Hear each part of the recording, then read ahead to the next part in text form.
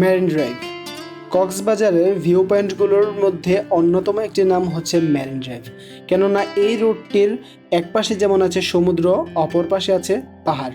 So এই রুটটি দিয়ে আপনারা পাহাড় এবং সমুদ্র দুইটিরই ফিল একসাথে নিতে পারবেন।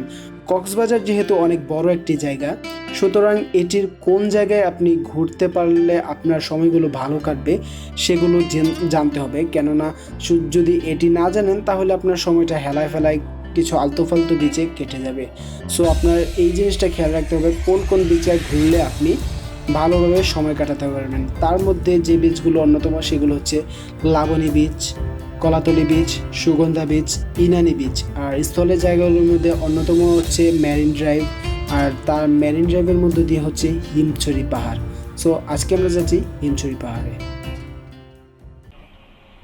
তো বন্ধুরা, আজকে হচ্ছে আমাদের ডে টুতে আমরা যাবো আজকে কক্সবাজার হিমছড়িতে। হিমছড়ির জন্য আমাদের কক্সবাজার যে কোনো জায়গায় আপনারা সিএনজি বা অটো পেয়ে যাবেন। আর হচ্ছে এখানে অটো পাওয়া যায় রিজার্ভ, আবার সিঙ্গেলও যাওয়া যায়। সিঙ্গেল যাওয়া যায় আপনার হচ্ছে ডলফিন মোড় থেকে আপনি সিঙ্গেল যেতে পারবেন। আর এখান থেকে গেলে বা যে কোনো জায়গায় থেকে গেলে রিজার্ভ করে নিয়ে গেলে ভালো হয়।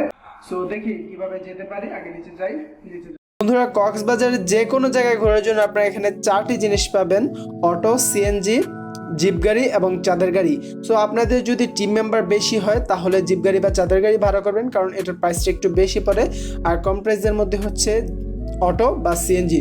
সো আমরা যেহেতু 4 জন ছিলাম, আমরা একটা অটো নিয়েছি, আমাদের হোটেলের নিচে পেয়ে গেছি অটো হচ্ছে 500 টাকা চেয়েছিল, আমরা একটু দামাদামি করে 450 টাকার মধ্যে নিয়েছি।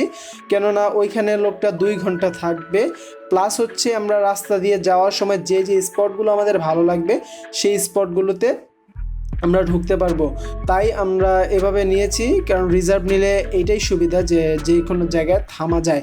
আর মেন কথা হচ্ছে এই সুগন্ধা বিচের পরেই একটা ভিউ পয়েন্ট আছে, কলাতলি ভিউ পয়েন্ট নামে পরিচিত। সো আপনারা ওইখানে না ঢোকার চেষ্টা করবেন, 23 টাকা করে টিকিট নেয়, ওইখানে না ঢোকার চেষ্টা করবেন। আবার অনেকে বলে দরিয়ানগর। সো এই জায়গাটা না ঢোকার চেষ্টা করবেন, কেননা এই জায়গাটা একদম ফ্লপ।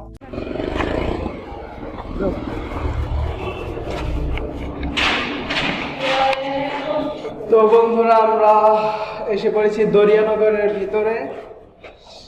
টিকিট হচ্ছে এখানে লেখা 20 টাকা, বাট ভ্যাট সহ 15% ভ্যাট সহ 23 টাকা করে টিকিট নিচ্ছে ওনারা।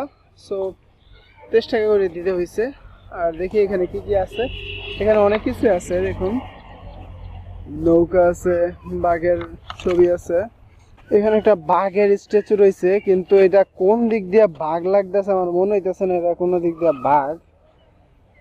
আপনাদের যদি এটা অন্য কোনো প্রাণীর মতো মনে হয় একটু জানায়েন,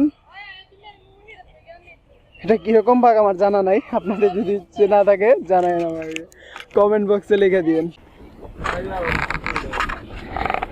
কিন্তু মেন কথা হচ্ছে এখানে মানুষ ওঠে কেন এটুকু দেখতে। এই কটাচ্ছে কে থাকে জানি না, দেখি অন্যদিকে ওঠার জায়গা নেই ভাই।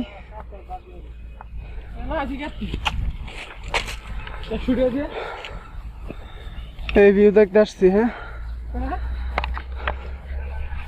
দরিয়ানগর ফ্লপ, দরিয়ানগরের জায়গা।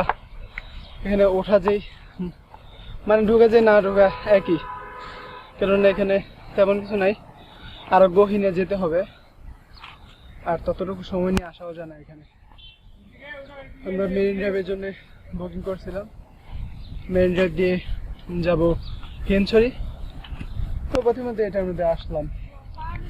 20 টাকা 30 টাকা টিকিট, 20 টাকা 23 টাকা টিকিটটা একটু বেশি হয়ে যায় জায়গাটার জন্য। তো দেখা যাক কি হয়।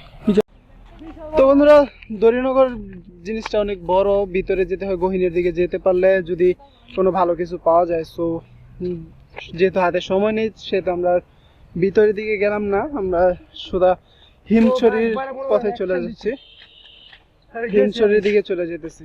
কিছু করার নাই, লোক যেতেছে কিন্তু হিমছড়িতে উপরে যাওয়া যাবে, মেবি যেতেই পারে। যদি আপনারা আসেন তাহলে একটু হাতে সময় নিয়ে আসার চেষ্টা করবেন, তাহলে আর যদি ভিডিওর মধ্যে 1000কে লাইক হয়ে যাবে শুনলে আমি ট্রিট দিব।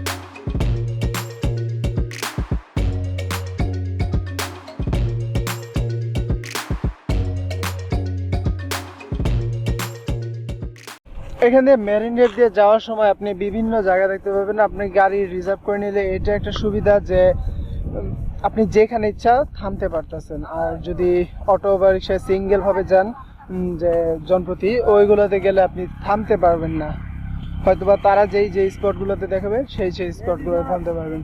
আর এভাবে আমরা সবগুলো স্পটে থামতে পারতেছি। দেখুন এইদিকে সবগুলো স্পটে আমাদেরকে মানে আমাদের যেই জায়গায় ইচ্ছা সেই জায়গাতেই রাখছে। আমরা অটো ভাড়া কি করেছিলাম 450 টাকা দিয়ে, 500 টাকা চাইছে, একটু বার্গেনিং করলে করা যায়।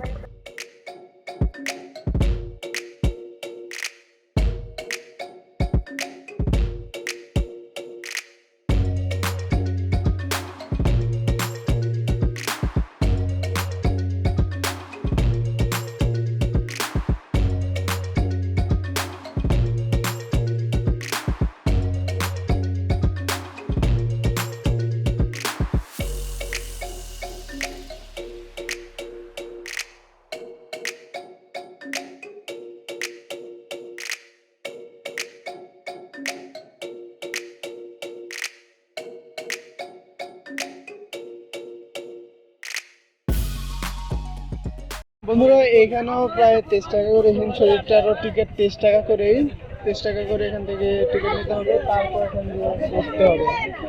তো দেখি আমরা, সে অটো ড্রাইভার আমাদেরকে 2 ঘন্টা টাইম দিচ্ছে, 2 ঘন্টা পর্যন্ত আমরা এখানে দেখতে পারবো।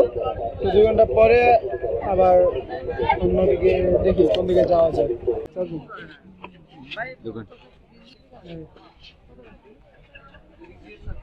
যাও যাও,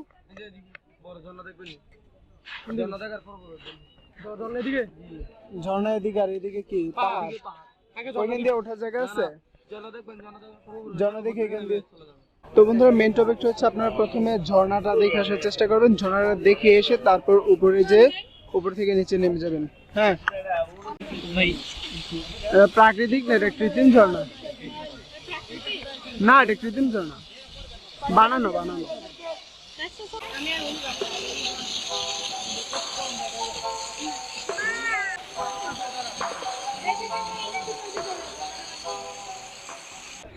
ভাই নিজের শরীর নিয়ে অন্য কোনো সময় কোনো মাথা ব্যথা ওঠে না, ওঠে তখনই যখন পাহাড়ে উঠতে যাই।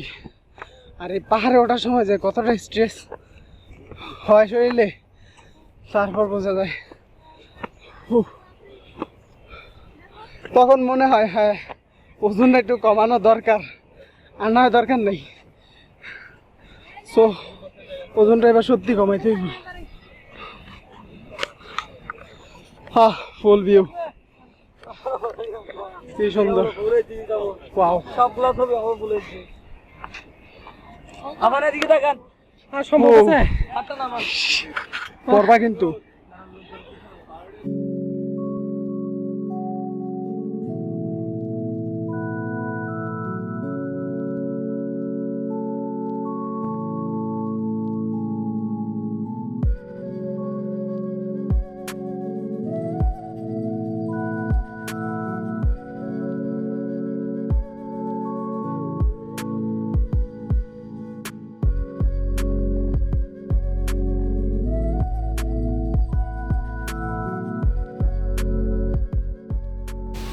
বন্ধুরা কলাতলি বিচের এই জায়গাটি অনেক সুন্দর, মানে এই জায়গাটা একদম ফাঁকা থাকে, একদম টোটাল ফাঁকা থাকে এই জায়গাটা। এই জায়গাটা আপনি যে কোনো দিন আসলে ফাঁকা পেয়ে যাবেন আমি মনে করি, কারণ এই জায়গাতে মানুষের সংখ্যা খুব কম দেখতেছি। কারণ এই জায়গায় কলাতলি বিচের বাম সাইডটা হচ্ছে এটা, ওই পিছনে হচ্ছে কলাতলি বিচ। আর তারপরে হচ্ছে সুগন্ধা বিচ। সো এই বিচটাতে, এই জায়গাটাতে আসলে আমি মনে করি যে একদম ফাঁকা পেয়ে যাবেন, নিজের মতো করে এখানে থাকতে পারবেন আর সময় কাটাতে পারবেন। সো এই জায়গাটি আপনি আসার চেষ্টা করবেন, এই জায়গাটি কলাতলি বিচের বাম সাইড।